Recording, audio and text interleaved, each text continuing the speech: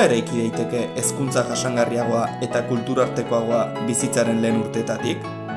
Topaketa Susi nazioarteko proiektuaren baitan kokatu zen. Proiektu horrek 0-3 urteko lehen haurtzaroaren hezkuntzan eta arretan kulturartekotasuna eta jasangarritasuna uztartzea du helburu. Hezkuntza baliabide inklusiboak eta irisgarriak sortuz, profesionalak prestatuz eta familiei lagunduz. Proiektua Euskal Herriko Unibertsitateak koordinatzen du. Kideon ikerketa taldearen baitan eta Euskal Herriko, Kataluniako, Italiako eta Hungariako erakundek parte hartzen dute bertan. Besteak beste, Haurreskolak Partzuergoa, La Xixa, Partners Hungary Foundation, Josfe Baroseko Haurreskolak, CSIE ETS eta naturalmente dira bazkietako batzuk. Kongresuan, Susi metodologiaren oinarriak partekatu ziren.